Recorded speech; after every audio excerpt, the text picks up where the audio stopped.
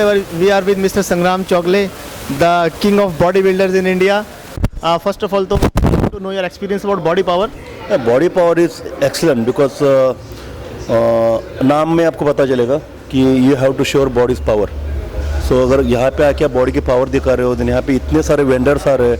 तो इसके पहले कैसा था कि इंडिया में किसी को एक्सपोजर नहीं मिल रहा था, कि जो बाहर के भी एथलीट्स आ रहे इनको मिलना पॉसिबल नहीं था हमें.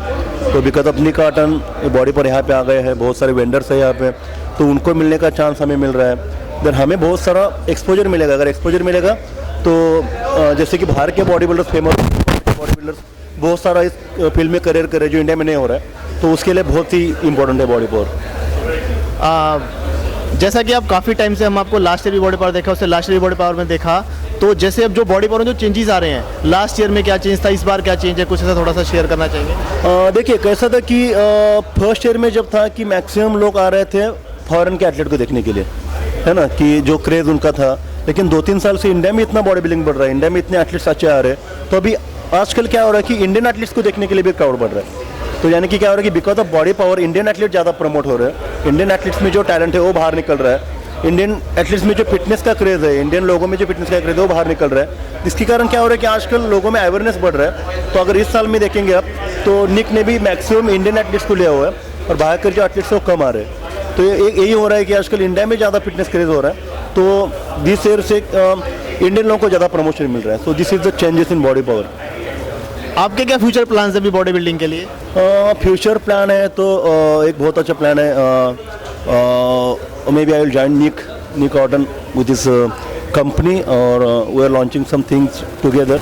सो अभी लास्ट 2 साल से कॉम्पीट नहीं कर रहा हूँ, तो मैं भी कंपटीशन नहीं करूँगा, लेकिन प्रिपरेशन चालू किया है.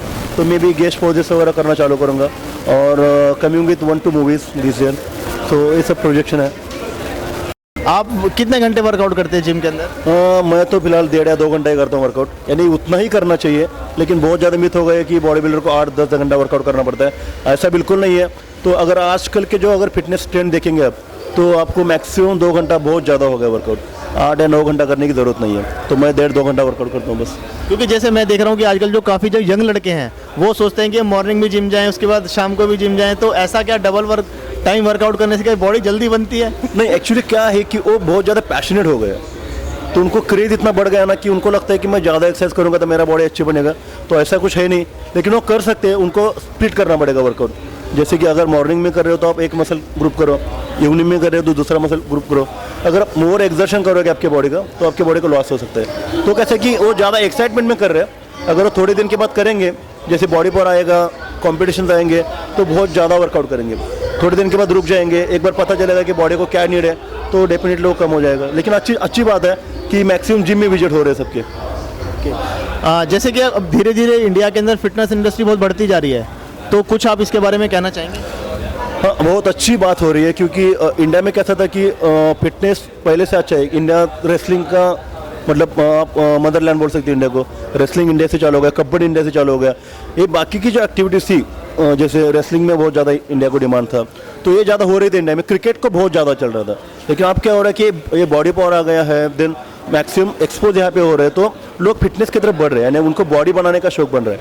और आजकल जो एक्टर लोग हैं, जैसे आमिर खान का दंगल आया था, सलमान खान का भी सुल्तान आया था, तो उनको मैं हैट्सअप करूँगा कि बिकॉज ऑफ देम बहुत ज़्यादा लोग फिटनेस में आ रहे हैं. तो इसके कारण क्या हो रहा है कि बॉडी लोग अच्छे बना रहे हैं. तो अगर अच्छी बॉडी बनाते हैं तो उनको बहुत चीज़ों को छोड़ना पड़ता है. जैसे ड्रिंक छोड़ना पड़ेगा, स्मोकिंग छोड़ना पड़ेगा. मैक्सिमम गर्लफ्रेंड के साथ घूम रहे लोग, वो अभी वो टाइम वो जिम में डाल रहे हैं. तो बहुत अच्छे चेंजेस हो रहे हैं. तो fitness is growing in India nowadays. थोड़ा सा कुछ डाइट्स के बारे में बताना चाहेंगे, जो लड़के जैसे यंगस्टर जो जिम जा रहे हैं, तो वो क्या डाइट प्लान थोड़ा फॉलो करें? देखिए, डाइट बहुत सिंपल रहता है. अगर आप ज़्यादा कॉम्प्लिकेशन में जाओगे तो आपका मुश्किल हो जाएगा. सिंपल है, अपनी बॉडी को 3 चीज़ें ज़रूरत सबसे इंपॉर्टेंट है: प्रोटीन, कार्बोहाइड्रेट्स एंड फैट. अगर आप ये 3 चीज़ें अच्छी तरह से मैनेज करते हो तो आपका बॉडी का शेप बढ़ता जाएगा, मसल बढ़ते जाएंगे. अगर आप कंपटीशन लेवल पे प्रिपरेशन कर रहे हो तो उसके बाद आपके बॉडी में आपको बाकी सब चीज़ें मतलब विटामिन ऐड करने पड़ेंगे, देन BCAA ऐड करने पड़ेंगे, क्रिएटिन ऐड करना पड़ेगा. लेकिन अगर शुरू से आप उसके पीछे भागोगे तो आपका नेचुरल जो ग्रोथ बॉडी का रुक जाएगा. तो मैं ये कहना चाहूँगा कि नेचुरल डाइट रखो मैक्सिमम, जैसे चिकन, अंडे, मटन, फिश. इसके बाद सप्लीमेंट की तरफ जाओ. मैक्सिमम लोग क्या करें, जिम लगाते हैं तो डायरेक्ट प्रोटीन सप्लीमेंट के पीछे भागते हैं. अच्छी बात है, क्योंकि प्रोटीन सबसे इंपॉर्टेंट वे प्रोटीन है. बट उसका लिमिट है कि सप्लीमेंट्स और सप्लीमेंट्स, उसको आप कभी मेन फूड नहीं बना सकते हो। तो पहला मेन डाइट करो, उसके बाद सप्लीमेंट्स का कॉम्बिनेशन करो, तो आपका अच्छा ग्रोथ हो जाएगा बॉडी में। अभी जैसे आपका बॉडी पावर न्यूट्रिशन तो अभी लॉन्च हुआ नहीं है, तो आप कुछ सप्लीमेंट्स के बारे में कहना चाहेंगे कि कौन से सप्लीमेंट्स इस टाइम अच्छे चल रहे हैं या कौन से सप्लीमेंट्स यूज़ करें? देखिए, सप्लीमेंट्स और सप्लीमेंट्स आप ब्रांड के ऊपर बता नहीं सकते हो। जैसे कि अगर मैं लॉन्च करूंगा तो मुझे मालूम है कि उसमें क्या ऐड करना है, अपनी बॉडी को क्या ज़रूरत है। वे प्रोटीन तो कॉमन रहेगा, तो उसके साथ बाकी की जो इंग्रेडिएंट्स रहती है जो आपको सपोर्ट करेंगी, जैसे अगर आपको बिल्डिंग बनाना है तो आप ओनली सीमेंट से नहीं बिल्डिंग बना सकते हो, ओनली अपने जो ईट रहेगी उससे नहीं बना सकते हो। तो it is a combination of all the things. वैसे ही अगर बेसिक थिंग क्या है कि आपको स्ट्रक्चर बनाना पड़ेगा, तो स्ट्रक्चर बनाने के साथ आपको उसमें बाकी चीज़ें ऐड करनी पड़ेंगी, तो वो काम सप्लीमेंट्स का है। अगर आप सप्लीमेंट देखोगे, हर सप्लीमेंट सेम है, आपको देखना चाहिए कि आपको कौन सा सूट होता है। अगर आपको कौन सा भी अगर एक नॉर्मल सप्लीमेंट सूट होता है तो आपको उसके पीछे भागना है, ना कि ब्रांड के पीछे। इसलिए मैं बोलता हूँ हमेशा कि सप्लीमेंट्स को सप्लीमेंट के जैसा यूज़ करो, तो इसको कुछ चॉइस नहीं है कि कौन से ब्रांड का अच्छा रहता है। आपको खाना पड़ेगा, आपको देखना पड़ेगा कि आपके लिए कौन सा सूट करता है, तभी आप ले सकते हो।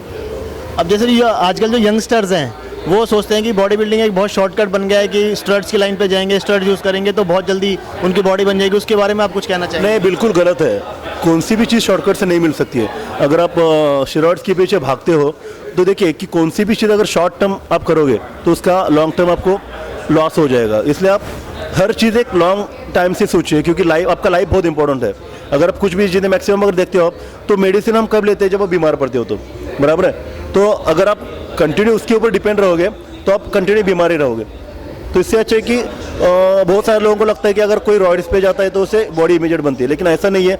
अगर कोई प्रोफेशनल लेवल पे जाता है, अगर बाहर के बॉडी बिल्डर देखोगे आप, जितना प्रोफेशनल लेवल पे जाओगे, जितना बाहर की चीज़ें ज़्यादा यूज़ करोगे, उतना आपको ज़्यादा मेहनत करना पड़ेगा, ज़्यादा खाना पड़ेगा।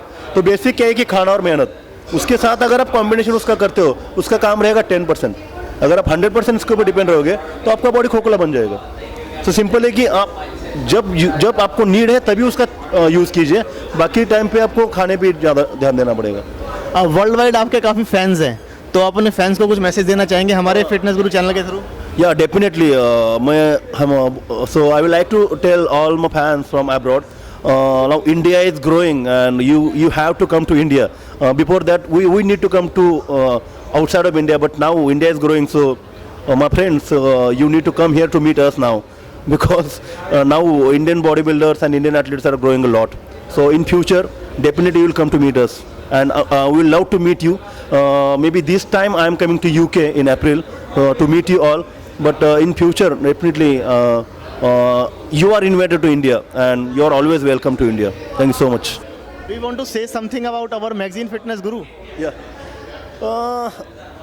फिटनेस गुरु, अगर नाम में आपको पता चलेगा कि गुरु है, मतलब गुरु किसे बोलते हैं कि जो आपको गाइड करता है। सो डेफिनेटली इसके अंदर फिटनेस का गुरु है, तो डेफिनेटली इसके अंदर वही है जिसकी लोगों को ज़रूरत है। तो डेफिनेटली अगर आप ये फॉलो करोगे तो मैक्सिमम आपको पता चलेगा कि फिटनेस में आजकल क्या चल रहा है। क्योंकि पास्ट का देख के आपको कुछ फ़र्क नहीं पड़ेगा, पास्ट आपको देखना ही पड़ेगा, लेकिन रिसेंट चीज़ें फिटनेस में क्या चल रही है अगर आपको देखना है तो डेफिनेटली आपको फिटनेस गुरु को पढ़ना ही पड़ेगा।